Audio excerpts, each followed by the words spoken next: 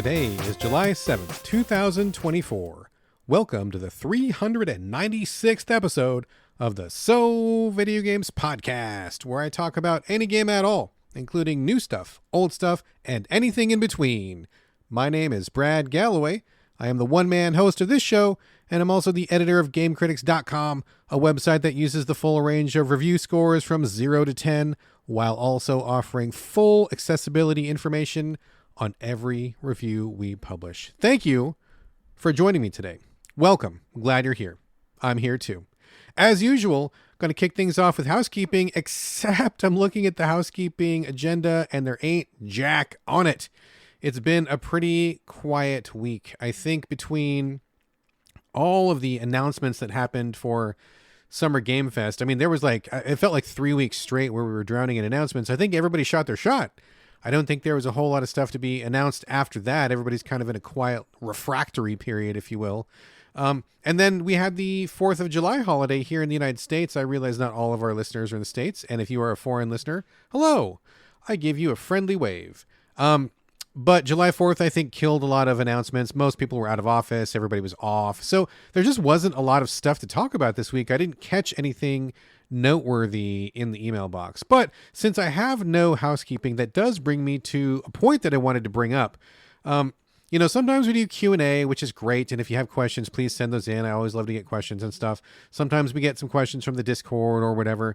And lately I've been kind of just scanning the inbox and seeing anything of note bringing that up. But one thing that I haven't really done, and we don't really do this at Game Critics either, is previews. I was just listening to some other podcasts, most notably Gaming in the Wild. So what's up to Gaming in the Wild? And my friend John over there. Great show. Check that out if you haven't.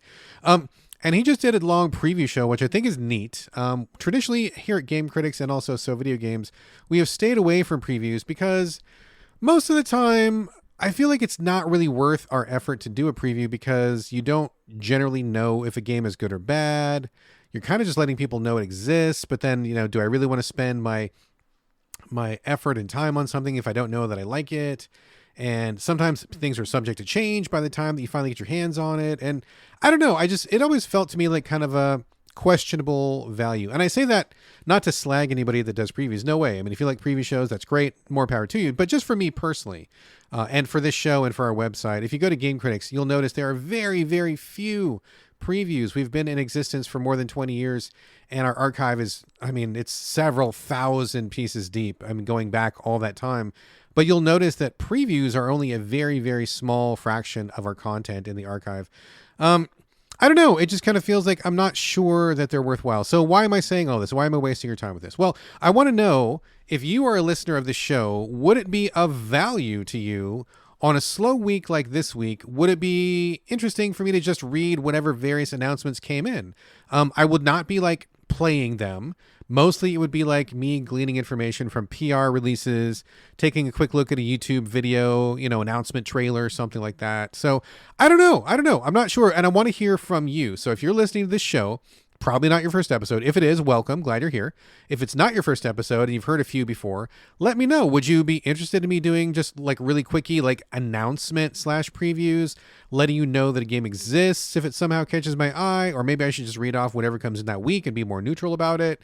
I don't know. I have no real sense. My inner compass is kind of just spinning around aimlessly on this one. So if you listen to this show, let me know. Would you like that? Would you not like that? I guess I could try it a couple times. Let me know what you think, or maybe just don't even bother.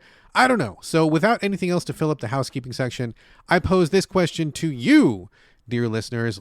Drop me a line, Twitter, Blue Sky, Instagram, email, text me if you've got my number. If you don't, I'm not going to give it to you, but if you got it, you got it.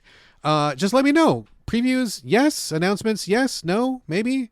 I don't know. Let me know what you think. Also, really quickly, if we have any listeners out in New Zealand, if there are any Kiwis listening to the show, the wife and I are thinking about maybe taking a trip out there, and I would love to ask some questions and to talk to some people who live out there or who know a lot about it. If you are listening to the show and you are in New Zealand, or you've been to New Zealand, or you're from New Zealand or something, drop me a line on any of those channels I just mentioned and let me know. I would love to talk to someone. I've never been there before. We're very curious about it. This would be kind of a big deal because we don't take very many trips these days. So I would love to kind of get like some inside intel if anybody out there has any for me. So let me know. Raise your hand and be noticed, and let's have a quick chat, or just drop in the Discord. If you're in the Discord already, hit me up there as well. All right. Without anything else to discuss in the preamble this week, let us get to the main portion. But before I do that, just a quick reminder, you can help support this very podcast by going to patreon.com/the So Videogames Podcast. Every little bit helps with the cost of hosting and such. And of course, a huge thanks to all of the people who are Patreon supporters already, who are putting their money where their ears is. I appreciate you all. Also, I did mention it a second ago, but there is a So Videogames Discord, which any listener is free to join, free of charge. If you want to join up and continue this conversation after the show, just shoot me an email with the address coming up at the end of the podcast, and I will send you all the details for free. All right, folks, let's get right to it. Going to be a short show this week because not only was there nothing in housekeeping, it was kind of a weird dead zone for games as well. And I had a couple of kind of mishaps in addition to that. We'll get to those in a second. But circle backs this week, nothing really to circle back on. I'm kind of nipping and chewing on a few things that I've kind of have in process. I've got a lot of games that are unfinished right now that I'm kind of like doing one level here, one level there. Talos Principle 2. I'm still chipping away at King Arthur on Xbox, a couple other things here and there. So nothing really to talk about, nothing really significant. So let me just get to the new stuff this week, the brand new content. There was a demo that dropped for a new one coming from Capcom, Kunitsu-Gami, Path of the Goddess. I believe this was previewed in one of the recent shows. Was it the PlayStation State of Play or something like that? I feel like it could have been one of those. That's where I played it anyway. This is coming from Capcom, one of my all-time favorite publishers / developers. And to be frank, I didn't really know what to expect with this one. Even watching the video, I wasn't quite sure what kind of game it was. And I'm really glad they put out a demo because that really clarified a lot of things that just wouldn't have been clear without getting hands-on. So when you take a look at it, it's obviously very heavy Japanese cultural influence. The characters have I'm not an expert in Japanese culture by any stretch of the imagination, but it looks to me like some kind of traditional garbs. They've got these masks on. There's all sorts of oni and Japanese demons all over the place. And it just seems like torii gates are there. Even if you're just passingly familiar with Japanese culture, you'll see a lot of elements there that are just very significant and notable, something that are really endemic to the Japanese experience. So I wasn't quite sure what was going on, but you see this cultural richness kind of smacking in the face first. And then once you get started, at first, I had literally no idea what was happening. I was very confused, but I went through the tutorials, and it turns out that this is kind of like a tower defense, sort of. It's one of those weird genre-bending titles that, boy, I'd love to know how they came up with the idea for this because it's really interesting. So what happens is you play warrior of some sort. You've got a weird mask on with no facial features. It's kind of enigmatic. And you are with a woman, and I guess she is the goddess, Path of the Goddess. She must be the goddess. So you start off at one end of the screen, the left side of the screen, and it looks initially like it's 2D, but it's kind of like a 2.5D where you do travel from left to right, but there's also depth. There's a little bit of foreground. There's a little bit of background. There are some branching paths where you can go in an upper path or a lower path, but it's essentially 2.5D traveling from left to right. So the goddess starts off at the left, and she's kind of doing a dance walk. It was really strange, and it kind of caught me off guard, but she is slow stepping while she's kind of gyrating a little bit. Her hands are going, and she's kind of doing this dance while she's traveling a path. It's right there in the title. And what you need to do is you need to collect energy. They give you a bunch of energy at the start of the demo, and then you burn that energy by creating a path for the goddess to follow. You start at the left side of the screen. You eventually want to get to the right side of the screen where there's a giant corrupted gate of some kind. And along the way, there's lots of corruption on the road. I guess it's kind of like a ruined village or something. And there's broken down shacks, dirt path. There's a lot of weird plants that seem to have merged with people, and they're kind of gross looking. And these are corrupted things. So you use some energy to create a path for the goddess. You kind of burn a road at her feet, and you'll run out of energy pretty soon, but you can create a little road for her. Once that road is there, she starts dancing very slowly down the path. You've got to protect her because then demons start to come and try to attack her. So you've got some combos, real basic kind of dialogue combos. You've got a sword action. And then when you get a minute to breathe, you can go to some of those corrupted plant/people hybrids and cut them out of the greenery, and then they become villagers. You can assign them a job, and then you can tell them where to stand. So this is like where the tower defense comes in. If you think of the princess as your tower, although she's kind of a mobile tower, she's walking extremely slowly down the path. You can do direct action yourself by chopping up demons that approach her, and you free these villagers from the corruption, and you can give them roles. Like one becomes like a melee guy, one becomes a magic user. I think there's one or two other roles that I didn't explore very much. But you assign them roles, and then you place them along her path to kind of guard the princess. And so that's kind of what the game is. You collect energy by killing demons, by ridding the path of corruption. You burn a path into the ground that she can walk on. And it's not like you're like on a map or anything. It's just basically left or right. It's just kind of extending her path. You're not choosing routes or anything like that. And so you get the path going. She walks down. You defend her from all comers, and the peasants or citizenry of the town you're in will defend her also. And then when you have killed enough demons and you have stored up enough energy, you burn more road. She gets to the end of the gate, or the end of the path where it gets to the gate. And then you have to do this big ceremony where she cleanses the gate. And while she's doing that, a bunch of demons come through. So it's kind of like a little last minute enemy rush, and you're just chopping them all up and killing them and protecting them, and all that villagers are kind of helping protect her. And then that was it. So I don't know if there was more to the demo after that, because honestly, this seems really interesting, but I don't know if this is for me. I think aesthetically, not to disrespect Japanese culture in any way, but I think aesthetically it was a bit much for me. It was very busy, too busy, I think, and it was kind of hard to read at times. And I was just looking at the screen and just thinking like, gosh, this is really busy. I wish they had toned this down a little bit. And the systems are pretty strange. Like, I think that it was kind of like familiar enough because I've played other tower defense games. I kind of figured out what was going on, but at the same time, there was like loads of menus. There was like loads of things to look at. There was like power-ups and all these other things. And I strongly suspect that this is a game that does not demo that well. I think probably this would be better off if you had gotten in on square one with the very, very basic intro of the game, if they had given you the full tutorials, if you had started with a super easy basic level. I mean, I finished the level in the demo, but it just felt like a lot visually and kind of a lot in terms of gameplay. And I'm not sure that I like the action that much. I mean, placing the villagers was okay. That was no big deal. But when it came down to like actually doing the combos, it felt like I was just mashing the controller and not really doing a whole lot. I mean, of course, there could be many power-ups later on. Maybe you can change weapons, or maybe there's some customization. Who knows? It's just a demo. But that little taste that I got, I was like, okay, cool, interesting, different. But I don't know that I was really convinced to play it myself. I think it's maybe just not for me. And it just seems like a real kind of oddball. Now, ordinarily, I am a fan of the oddballs, but this one was maybe just a little bit too odd. So I'll keep an eye on it. You know, it seems like maybe the kind of thing, it doesn't demo well, but maybe if it hits Game Pass or something, or if I hit it on a sale, or maybe if a bunch of friends tell me it's really great, maybe I'll check it out. But I think this demo was enough for me to be interested in what they were doing and to appreciate the ideas, but I don't think I'll be compelled to play this one. But your mileage may vary.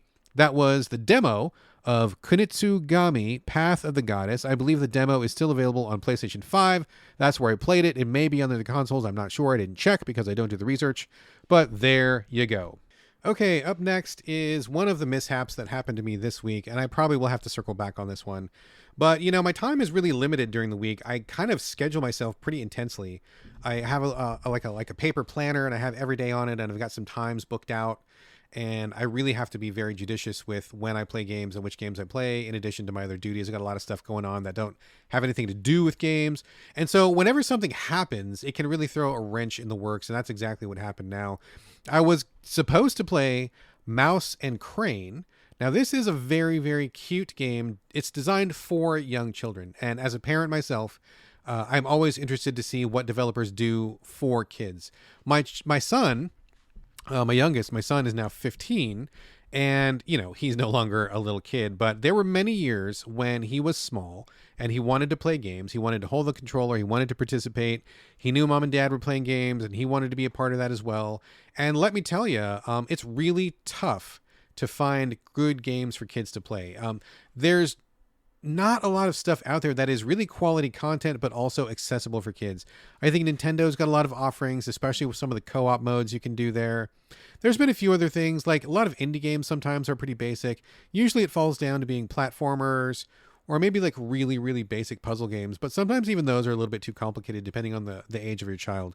So, my kid now is 15. He plays whatever.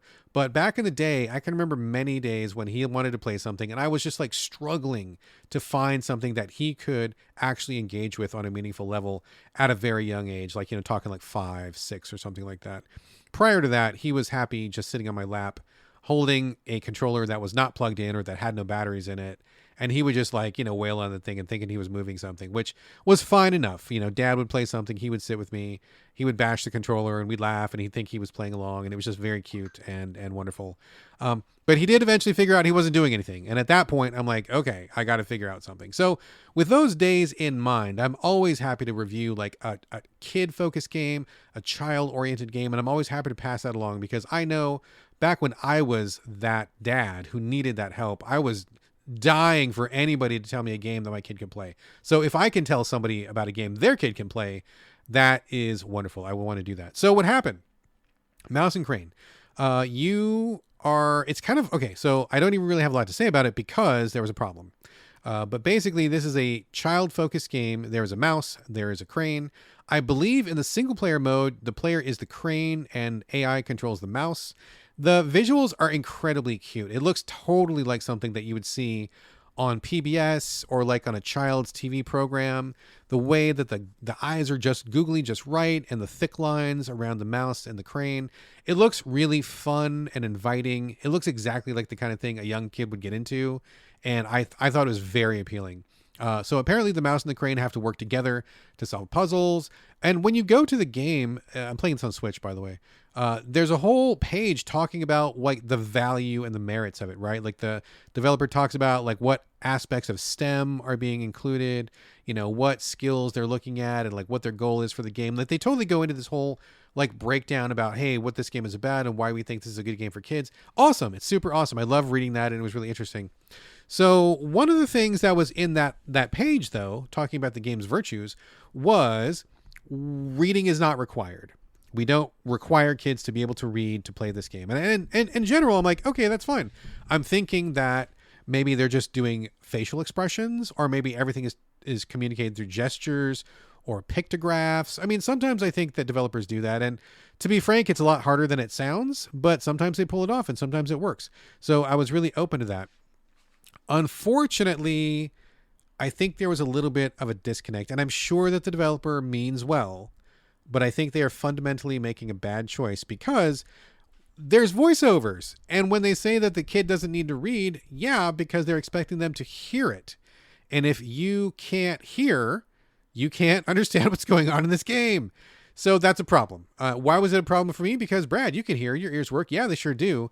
But I had scheduled this game because it's on the Switch to play in bedtime. I had filled up my day and I had games booked for the other days. So I was like, okay, I'm going to play this one when I get in bed. And what happened was I was not expecting it to be so reliant on audio and I didn't have any headphones nearby. And so I couldn't play it. I didn't understand what was even happening. And I wasn't even sure they were talking at first, but I turned on the volume. I usually have it down all the way because my wife was sleeping next to me and I didn't want to disturb her. So I turned it up and yep, they're having a full on conversation. Mouse is talking to Crane. Crane's talking to Mouse. And I'm like, damn it, this sucks. So, okay. Why is this a problem? I mean, yeah, many kids can hear and that's fine, but also there is real value in having subtitles. Now this is the thing that I want to get across to the developer. I'm not mad. I just think it was a bad choice and I will try this game when I have headphones available. I just didn't have time this week. So when a kid does not have subtitles, that means they're not being exposed to the written language. When you do have subtitles, even if a kid can hear, it is of value because A, maybe there is a word that's unclear, or B, if they don't know how to read yet, they are associating text and letters and words with the sounds that they're hearing, and they're learning how to read phonetically. Now, my son, we never sat down and did like phonics and, once we taught him the alphabet, like that was it. We didn't really take any time to like sit down with reading books and sound things out and all that stuff. We didn't do anything. because he picked it up naturally on his own through the environment. We have closed captions on our TV 24/7. Every program we watch, every movie, every TV show has captions on, which means you can see the text and the subtitles. And he learned to read simply by following along watching TV shows and movies. We'd watch educational shows, or we watch Thomas the Tank Engine, or like whatever he was into, Paw Patrol and all that other stuff. And he would just read along with it. He totally taught himself to read.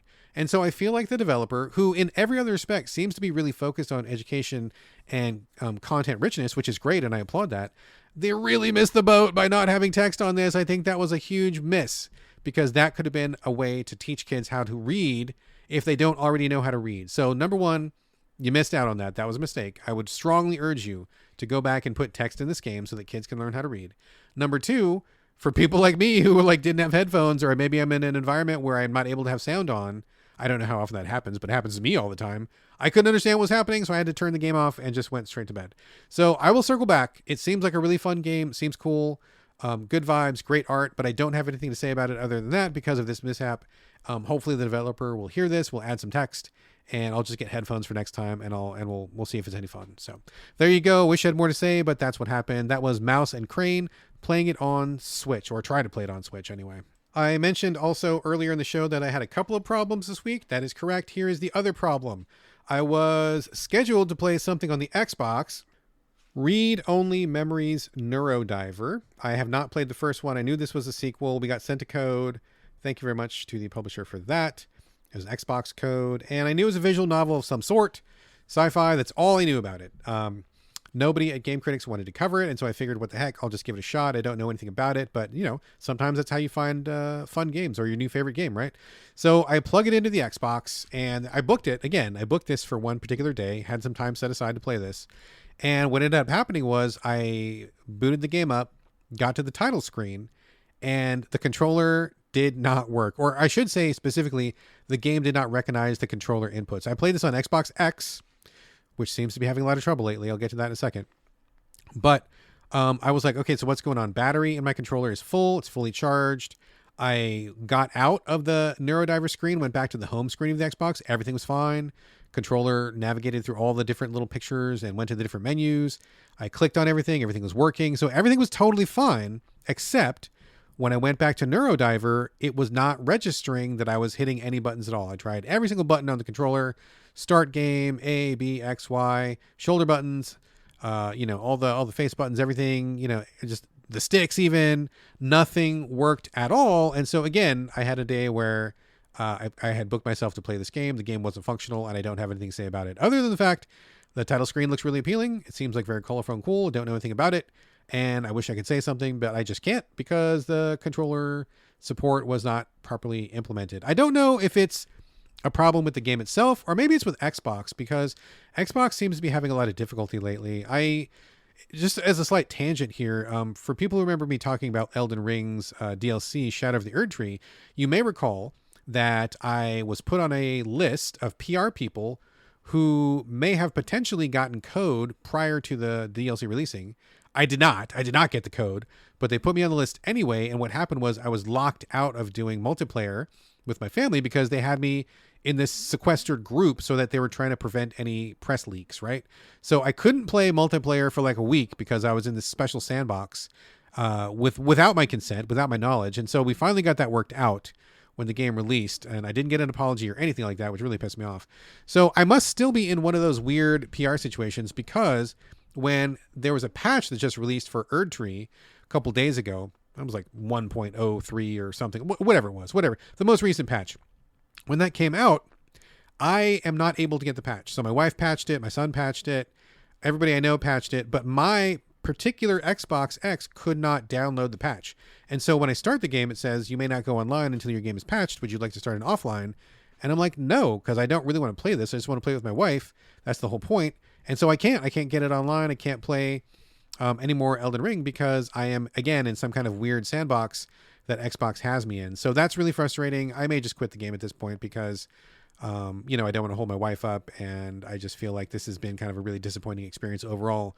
Not to mention, I don't think the content that's great is that great regardless. But being in an environment where my console is being messed with on the Microsoft side is really frustrating. I feel like it's taking a lot of power out of my hands, and I didn't appreciate that. So that was another problem I had. And I guess just in general, this is not the week for Xbox. So between Erdtree like sequestering me and keeping me offline, and Neurodiver not reading my controller inputs, I was like, you know what? I'm going to bounce, and I'm just going to fucking play something on PS5 because this fucking sucks. So apologies to the developer, but I just could not play your game. So maybe if there's a patch or something, or if we can figure it out, I'll talk about Neurodiver next week, perhaps, or maybe not. We'll see what happens. So there you go. That was Read Only Memories Neurodiver, which has a very attractive looking start screen. Okay, we are going through today's show at a breakneck pace. This is the last game I have to talk about, and fortunately, it's going to end on a high note. This is the First Descendant. It is a free-to-play, I don't want to call it an MMO, kind of a small-scale MMO. I'm playing it on PlayStation 5. I believe it's on Xbox and PC as well. This is a third-person looter shooter is what they call it, and I think that's effectively true. But I want to give a little bit more perspective on that. But before I do, so basically you start off in this sci-fi world. The graphics are really sharp. It looks very much like a high-end kind of a, I don't know, like Final Fantasy 11 or something like that. Is that the one where they ripped off Star Wars? I think it is. Or maybe was it 12? I can't remember. I lose track. The one where it had like Vaughn and the lady with the bunny ears and stuff. Whichever Final Fantasy that one, that's kind of what it reminds me of. I'm sure you know what I'm talking about. So it looks graphically a little bit like that. It looks a little bit like Destiny, and it looks a little bit like Warframe. And if you take all three of those things and mash it together, that's kind of the visual presentation. And it's also what it feels like to play. So third-person shooting, you have a grappling hook, which works pretty well, and it's really fun. It's very flexible and forgiving. You've got 3 different guns you can cycle through, and each character has, I think, at least 4 magical powers. When you start the game, you can choose from 3 different people. You have a lady who has ice powers. You have a guy who has like grenade-y exploding powers, I think. And then you've got a big guy who's got like a defensive shield, kind of like a Reinhardt from Overwatch kind of a thing, something like that. So you can choose one of those 3 people and you begin the game, and then it goes straight into these like really, really high-end cutscenes where everything is like super shiny and fancy. The models look great. Graphics are just like really, really good if you like the vibe of what they're going for. This kind of like weird Apple iTech, slightly futuristic kind of like vibe, but also kind of Final Fantasy-ish characters, give or take. So if you like that vibe, and I think it's okay. It's not my favorite, but it's okay. It just looks really nice. They've done a lot of good work. Everything about it looks just really like really flash. So you pick a character, you start in these cutscenes, and you get introduced to this like world. They drop a lot of lore on you, a lot of stuff, but it moves by pretty quickly. And honestly, I feel like you can ignore most of it. Just kind of keep hitting X and move along. What it boils down to is you get your character and you are released in this world. They show you the map, and there's lots of different icons where you can go and do various missions. And at the same time you're doing these missions, it's not level based. Like you're in this giant area and you just go to like an icon, click the button, start a mission, and it happens right there where you're standing. You don't get transported anywhere. Just literally just the event starts. You can repeat these events as much as you want. And then any other real players who happen to be standing along with you will either join in with you if they wish, or they can just move on and do something else. I think the computer does a lot of auto matching. It seems like they pick players who are in your vicinity and in your same like level category, and they'll kind of like group you up together. And sometimes when you pick one of these missions, one of the harder missions, it'll wait to gather a certain number of people. It seems like these are all geared for 4 players at once. I would not recommend playing the solo. You can. I believe you can shut off the social stuff, but it's pretty clear this game is meant to be played with at least one other person. Doing the missions alone is kind of boring because it just boils down to a lot of shooting, which I guess is probably true of many of these games, true of Destiny, true of Warframe or whatever. But I think a lot of the fun comes from being with other people, kind of seeing other people in action, kind of working as a team, or, you know, covering each other's backs and stuff like that. So I picked the ice lady, and she has like a ice grenade. She can put ice on her legs, and then she runs really fast. And I guess I'm not sure if it does anything else. I don't know if it's just like a speed boost or if it actually hurts people when you walk near them. I'm unclear on that. She also does like this like ice tornado thing, which is pretty cool. She's got like one other power. I forget what it is, but an ice wave. She can like throw it forward and like the ice wave will crash into a bunch of guys. That's kind of fun. So you kind of just play this. And as I started playing it, I'm like, okay, the controls are smooth. Jumping feels good. You got a double jump. Grappling hook feels good. Shooting was a little bit squirrely, but I kind of dialed down the sensitivity, so I eventually got it to a place where it felt better. And I'm like, okay, this looks really sharp. I think it controls pretty well. And I think the sci-fi premise where there's like technology and an AI presence and aliens are invading and you're in the future, but there's a disaster. Like you get the large shape of what's going on, but you don't know exactly what's going on. And it's really kind of hard to pin down. There's lots of jargon that they use, lots of suggestion, lots of holes that haven't really been filled in. So it's got that kind of feel where it feels like you're kind of in media res, appearing into a world, and you're kind of just like joining this fight. You're going after something called the Steelheart, and it's not really clear what that is or what it does, but it puts you in touch with this AI, and the AI is like, let me guide you and I'll help you power up and stuff. And so you just kind of like dream walk your way through the story stuff, and then you get to the hub.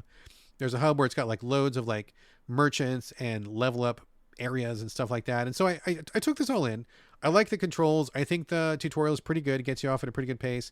Lots of wow moments, lots of cool moments. And so I get back to the hub and I'm looking at this. I'm like, you know what? This is totally like Warframe. It really is a lot like Warframe. So that probably doesn't mean anything to you if you've never played Warframe, but Warframe has been around for a long time, at least 10 years, if not more. It's like a free-to-play, 4-player, semi-MMO, same structure as the First Descendant here. And I love Warframe. It's a thing, though. It's a thing. It's not easy to get into. There's a hell of a fucking learning curve. I mean, it's such a crazy learning curve that I had to have people who were my friends on Twitter who already knew the game walk me through it, like step by step. We got on together, did voice chat and everything, and they were like teaching me like what does what am I supposed to do, how's this game work. Tutorials in that game are garbage, but like once you got to the meat of it, it was a really fun, really engaging game. I put like more than 200 hours into it. I beat the main campaign, or what was the main campaign at that time, because it's kind of a live service game. I even wrote a how to play guide on it. You can even Google that. It's way out of date now, but it was very useful back in the day. And so I got a lot of people into the game. I love Warframe very much, but it's kind of like a full-time job. Like you really got to keep up on it. They release new content all the time, new mechanics. I think when I was leaving Warframe, they introduced like pets that would go along with you that were like ostriches with guns strapped to them. They introduced like surfboards that went through the air. They introduced like giant mech monsters that you would have to go hunt down as a group. They introduced your own spaceship to go fly through the space, in addition to the wingsuit that you already had. I mean, it was like, there's tons of shit in Warframe and it's awesome. But once you stop playing Warframe, it's a little bit hard to get back in, and I left it alone too long. I think I stopped playing it for like a year, and when I tried to come back, I'm like, oh shit, I don't remember anything about anything. I still have my characters.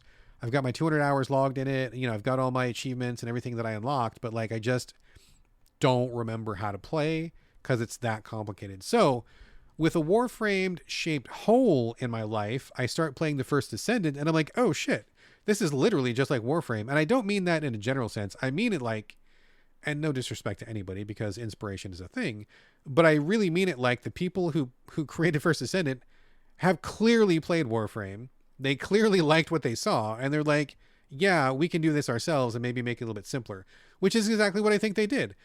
There's lots of like beat for beat similarities to Warframe, where in the First Descendant, like I said, third person, lots of jumping, lots of run and gun. You've got these missions you can choose. They've really reduced a lot of the AI trash that I think Warframe has problems with. They've done a better tutorial, which I think is something that Warframe had problems with. It feels very simple, and I think like the shops and the different vendors and the different abilities and stuff are still fairly complex, but like less complex than Warframe, which is like really just like brain busting. And again, I love Warframe. Don't get me wrong. Warframe's fucking awesome. And in fact, probably at least like once a month, I'm like, I should go back to Warframe. And I just never do because it's like such an undertaking. But man, there's always going to be a special place in my heart for Warframe. But I am interested in playing something like Warframe that is simpler, more approachable, that I can drop in and drop out a little more easily, or at least right now. I mean, who knows if the First Descendant sticks around for 6 months, maybe it'll be too complex at that time as well. But basically right now, you choose a character, you go in, you level up, you get some guns, you go back to base, you change your guns around, give yourself the better guns. There's lots of mods that you can put on your guns. You can also put on your character. You can change the strength and ability of some of your powers. It's just basically like a looter shooter core where you're constantly getting new loot, but it's a good pace of loot. I feel like I'm getting a good enough amount of stuff that when I get back to base, I've got some options, but I'm not like drowning in it where I need to sell stuff every 5 seconds. So I feel like it's a good balance there. I think it controls really well. I think it looks really well. I like that there's a lot of people playing right now, so you can always jump in and find a game. I don't believe there's any way to hurt the other player. Like, it's only cooperative and supportive, which is one of Warframe's innovations. They really focused on the fact that they didn't want anybody trolling anybody else. And so when you play Warframe, you can really only help people. I don't think there's any way to hurt another player in any way. And I said anyway like 19 times right there. I apologize. So I think it's kind of the same thing with First Descendant. You can help other people. You can shoot enemies together. You can give each other backup. But I don't believe there's any mechanic where one player may harm another, like steal their kills or steal their items or anything like that. I think it's all on the up and up, which is great. Great idea. So I'm liking it a lot. I put a couple hours into it yesterday, put a couple hours into it today. I'm going to get the wife to play with me because she was a big Warframe fan as well. And I'm like, this feels a lot like Warframe, and Warframe is great, but I know we both are like, we've just fallen out of it so hard, right? And I don't know that we're going to get back in. So something that captures that same juice and that same vibe is really welcome. I think free to play is great because you can kind of just get a taste for it. There's lots of content, lots of stuff. You don't really need to put any money into it at all. And they're going to make most of their money with skins. I was very tempted to buy a couple of the skins. They definitely lean into like the sexy lady trope for some of the female characters. I haven't checked out the male skins. But my ice lady, she's got like a cool detective outfit. She's got like a leather, I don't know, some kind of a bounty hunter outfit. She's got a French maid outfit. And, I love doing like Fashion Souls kind of stuff. So I was like, okay, I could see myself buying some of these skins and doing dress up a little bit. There's all sorts of other tchotchkes in there, like the season pass, which I'm not really sure what you get. A couple of boosters, which like will increase the amount of money you earn in missions or the amount of experience you earn in missions. So if you want to like speed your grind through the game and just get up to a high level quickly, you can do that. I don't really want to call it like pay to win because I think you still have to actually play the game. I think it just increases the rate at which you accelerate through the game. That doesn't feel exactly like pay to win to me. But there are stuff to buy. You can buy other characters. I think right now, despite having only 3 at the beginning to choose from, those are the free characters. You unlock a 4th one pretty quickly by doing a series of side quests. And then there are like 16 other characters that you can either work towards by completing ever escalating complicated missions, or you can just buy them outright. And that was something that was true in Warframe as well. Every character in the game in Warframe you could earn for free if you wanted to put in the time and effort. You had to get the parts and the different components and the crafting materials. Once you had everything, you put them in a little crock pot and then you let it sit for a day or two real time. And then your new character popped out and you had it for free. If you didn't want to go through all that trouble, you could buy them for like $5 each or something like that. So I did a mix in Warframe of earning and buying. And I thought that was a good response, a good way to approach it, because sometimes I had the time and energy, sometimes I didn't. And I liked having options. I think that First Descendant is smart to follow the same template because, I mean, honestly, Warframe is extremely successful. Digital Extremes, the developer, has been going strong for like more than 10 years. And so I think anybody following their footsteps would be wise to learn from the lessons that they've pioneered. So I think the First Descendant is a great alternative. In the spirit of Warframe, I'm really interested. I'm going to play some more now. I think it's great to just drop in for a couple missions, shoot some stuff, level up a couple things, get a new gun, bounce, and then maybe I'll get some currency and, buy a skin or something, be a French maid bouncing around the battlefield, and just have a good time with that. So far, definitely a thumbs up. I'm liking it.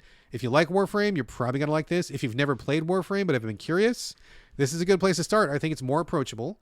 That's not to say that it's simple. I mean, there's still some things you need to learn. It's still fairly complex, but it's more approachable than Warframe for sure. And also, to be fair, Warframe's been around for 10 years. They just keep bolting stuff on top and on top and on top. And there's just so much to go through. It's amazing. This game's only been out for like 2 weeks or something. So, of course, they don't have anywhere near the content or the complexity. So just want to be fair about that. But so far, really liking the First Descendant. I think it's a lot of fun.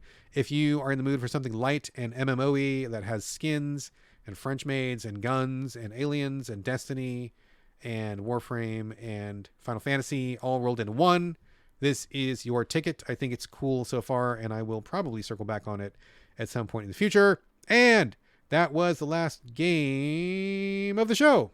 Yes, it was. As predicted, we got through this week's episode at a really quick clip. Sorry it's not longer. I should have been talking about those other games longer, but we do what we can do, and this is all we could do this week. So before we go, let me just talk about a few non-game things to mention. I don't know if anybody remembers Aeon Flux from way back in the day. Peter Chung's really landmark animation that broke on MTV. I feel like probably I'm old enough that some people don't even know what I'm talking about in any way, shape, or form, which is fine. But Aeon Flux was a series of short animations about a weird futuristic kind of quasi-sexual, quasi-nihilistic world where this secret agent, her name was Aeon Flux, I believe. I believe she was named Aeon Flux, I'm pretty sure. Had this like leather bondage suit, and she would like jump and be super acrobatic and shoot people while she was trying to infiltrate this enemy, encampment or something. And she's trying to like steal plans or steal samples of something or whatever. Just really just like very kinetic, really hyper exaggerated features, like really angular, kind of mawkish almost in a way. And it was also like this really strange undercurrent of like S&M and kind of like lust a little bit. Like you just watch this thing and you're just like, what the hell am I watching? What is even going on? I don't even understand. And the coolest thing about it was like, it just dropped out of the blue. We're watching MTV back in the day. Google that if you don't know what it is. And all of a sudden like this animation short pops up and we're just like, what is this? And it's this lady and she's half naked and she's shooting people. And then there's like sweaty encounters in the elevator. And then there's like bugs and then there's death. And you're just like, what the fuck? What is happening? I think I like this. I'm not sure that I do, but I think I might. And so going back to it after all these years, it's still a fucking trip. It's so crazy. And I can absolutely see and remember why it made such a splash when it hit. They ended up doing a series of shorts. They were all about 5 or 7 minutes each. Then they did a series of full episodes, which I believe were like 25 minutes each. And then they did a movie with Charlize Theron, which was a live action movie, which I remember being okay, if I recall. But really just a real head trip to go back and watch some of that stuff these days. I'm watching the original shorts on Amazon Prime, I think. Something like that. But yeah, definitely a trip for sure. The only other thing to mention is that my son and I were watching YouTube the other day, and he likes to watch a lot of like popular streamers, but honestly, I find a lot of them kind of irritating, and I don't like a lot of the games they play. So I kind of like beg him to like watch anything else. I want to have the quality time with him, and I want him to feel like he gets to choose what he gets to watch. But man, I can only take so much of some of these shrieky dudes, and so I'm often telling him, let's find something that has just like a little bit more content in it, or something that's different. And so what we settled on this week was a compilation of every cartoon intro from the 1980s. So the son knows that I'm from the 80s. I mean, born in the 70s, but like did most of my time in the 80s when it comes to cartoon and stuff like that. And, a lot of memories for me. He's actually got really interested in a lot of the 80s cartoons as well. Like it's a very different mindset. It's a very different approach to cartoons, very different from the cartoons of today.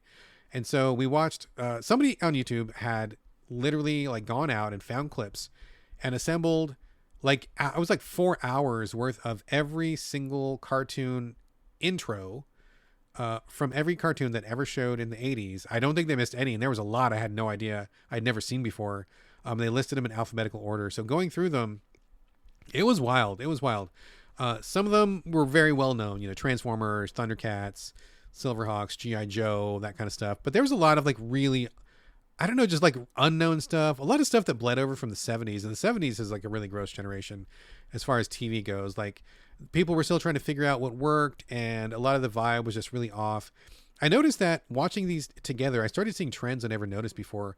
So for example, there were obviously a lot of like cartoons that existed solely to sell toys. And that was like a big deal back then. There was legislation made about it. It was a whole kerfuffle and a to-do, which is why a lot of those cartoons had morals at the end, because then people could justify it as a lesson in life and not just a toy cartoon or a toy commercial.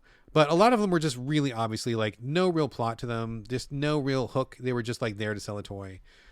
Some of them were holdovers, which was really weird because you could tell that a lot of these properties had no reason to exist in the 80s other than the fact that a studio head, some white old man who was rich and running a studio, remembered these things. It was like Little Rascals, or Beanie and Cecil, or Raggedy Ann and Andy, stuff from like previous generations back that like no kid in the 80s would even know or recognize or give a shit about. But because these old guys recognized it from their own childhood, they would greenlight these projects and put them on the air. Of course, none of them ever went anywhere, but it was bizarre to see how many of these things were just on the air and like, oh my God, who greenlit this? Who had interest in this? Like, what is happening? Why are we watching some of these intros that are so obviously from like an older generation where its time had just like long passed? So that was really interesting to see that as well. I will say also there was quite a bit of casual racism going on. It was really painful. Not every cartoon intro had it, but there were definitely some that had just like, you could see the tropes. Like you could see every Native American character was like in a chief outfit with like the eagle feathers and the headdress and stuff. And a lot of the black characters that were on had like these like really oversized features, and they dressed a certain way. And you just like, you just knew nothing good was going to come out of that. It was pretty cringe to watch some of that. It was also really cringe as well because of Bill Cosby. Now, Bill Cosby has been outed as a serial rapist, and he did time. Is he still alive? I don't know if he's alive. I'm not going to bother. I don't care. But regardless, Bill Cosby was really big in the 80s, first as a comedian, then as a TV star, really influential. And a lot of people looked up to him, come to find out he's raping all these women, which is, oh, wow, that's fucking terrible. But he was all over children's TV in the 80s and 70s. Like, he did a number of cartoons. I was actually shocked at how many times Bill Cosby came up in the intro of a show. Not only something that was specifically his, but also he was like contributing to other shows as well. And I was like, oh my God, like, Bill Cosby's like every fucking third show. Oh, that was just like all kinds of gross, right? Knowing what we know him now. So anyway, that was a wild trip, a real life lesson, a lot of education had there, a lot of cringe as well, but it was kind of a neat time capsule look at that entire generation. We're moving on to the 90s now, and oof, it's rough to get through the 90s, but for different reasons. There's a lot of extreme, a lot of rad, a lot of triangle shapes, a lot of hard to read fonts. The 90s is a real fucking mess, so I'll fill you all in when we get through the 90s. But that is it for this week. This is the show. Folks, before the closing music, I would love for you to leave reviews, share the show on social media, but most important of all, please recommend So Video Games to your friends, because nothing beats good old word of mouth. If you'd like to support the show and help with the cost of running this very podcast that you're listening to right now, you can do that over at patreon.com/the So Video Games Podcast. If you want to join our Discord, that is now for free of charge. And as always, I would love to get your questions and comments. Hit me up, sovideogamespodcast@gmail.com. You can also hit me on social media, Blue Sky, Twitter, Instagram. It's my name, BradGallaway, all A's, no O's. And this is going to do it for episode 396. Thank you again for joining me here on So Video Games Podcast, and I'll see you next week.